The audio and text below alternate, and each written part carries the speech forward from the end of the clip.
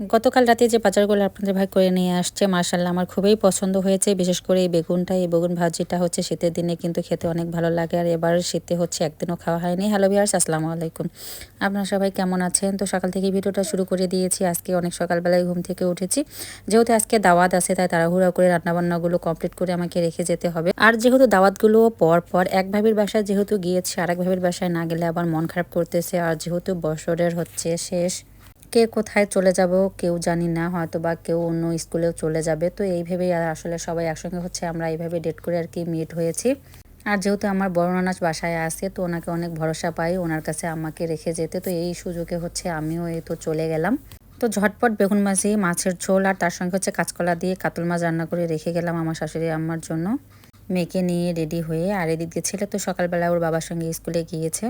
তো স্কুলে গিয়ে সবার সঙ্গে মিট হয়ে একসঙ্গে যাওয়ার কথা ছিল। আর যেহেতু আমার অনেক লেট হয়ে গেছে আর আমি হচ্ছে অনেক দূর থেকেই কিন্তু যাই, তো এইভাবেই ভাবিদেরকে ফোন করে বলে দিয়েছি যে আপনারা আগে চলে যান, আমি সরাসরি ওনার বাসায় চলে যাব। যেহেতু একদিনও যাওয়া হয়নি, তো যাই হোক আজকে একবার ভুল করেছি, অন্য রাস্তায় চলে গিয়েছি। পরে আবার এ তো খুঁজে বের করে শেষমেশ বাসার ভিতরে তো প্রবেশ করলাম। তো গিয়েই দেখেন ভিতরে সবাই মিলে বসে নাস্তা খাচ্ছে, আড্ডা দিচ্ছে। আমাকে দেখে কি আর বলবো দুঃখের কথা।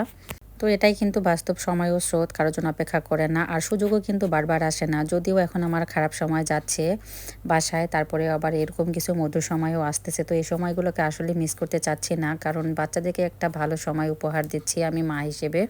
তো সাকিব ভাবি যেহেতু আমাদের সকালবেলায় দাওয়াত করেছিল, তাই কিন্তু উনি অনেক ভোরবেলা থেকেই দেখেন রান্নাবান্নাগুলো করেছে। আবার উনি পিঠাও বানিয়েছে।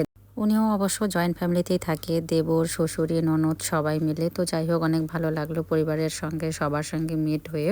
আসলে কারো বাসায় না গেলে কিন্তু কারো সম্পর্কে আসলে জানা যায় না। তো ভাবির সঙ্গে হচ্ছে ভাবির এক বান্ধবীর সঙ্গেও পরিচয় হলাম, মাশাআল্লাহ অনেক ভালো লাগলো। তো দুজন মিলেই দেখেন অনেক মিলেমিশে কিন্তু রান্নাবান্নাগুলো করেছে। আর কত রকমের রান্নাবান্না করেছে দেখেন। আমরা কিন্তু সবাই মিলে অনেক মজা করতেছিলাম আর বলতেছিলাম যে আমাদের যোগ্যতার চেয়ে বেশি রান্নাবান্নাগুলো করে ফেলেছেন। যাই হোক অনেক মজার সময় আর কি সবাই মিলে কাটালাম। তো প্রথমে নাস্তা করার পরেই হচ্ছে আমরা কিন্তু এই তো স্কুলে বাচ্চাদেরকে টিফিন দেওয়ার জন্য নাস্তা নিয়ে গেলাম। স্কুলে গিয়ে ওদেরকে খাওয়া দাওয়া, ওখানে কিছুক্ষণ থাকার পরে এখন আমরা হচ্ছে দুপুরে খাওয়া দাওয়া করবো এখানে। তো এই জন্য বাচ্চাদেরকে নিয়ে আবার এই তো ব্যাগ চলে আসলাম ভাবির বাসায়। আসার পরে দেখেন কি সুন্দর ডেকোরেশন করে রেখেছে টেবিলে। আর এখন পরিবেশনে অবশ্য ভাবিরা সবাই মিলেমিশে অনেক সাহায্য করলো। আর যেহেতু ভাবি অনেক সকালবেলা থেকে অনেক কিন্তু কষ্ট করেছে, দেখেন কত রকমের রান্না বান্না করেছে। আর পটল ভাজিটা আমার কাছে অনেক ভালো লেগেছে দেখতে। দেখেন আপনাদের কাছে কেমন লাগলো অবশ্যই একটু কমেন্টসে জানাবেন।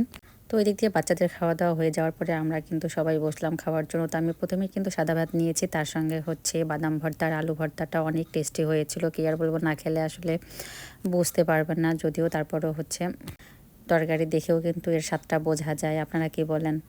তো আমি দেখেন শেষে আর খেতেই পারতেছিলাম না। আবার দেখে ভাবি এসে দেখেন মুরগির মাংস উঠিয়ে দিয়েছে, তার সঙ্গে এখন বললাম আমাকে পেঁয়াজ দেন, যেহেতু পেঁয়াজ ছাড়া টানাই যাচ্ছে না। তো পেঁয়াজ হলে একটু আগে খাওয়া যাবে।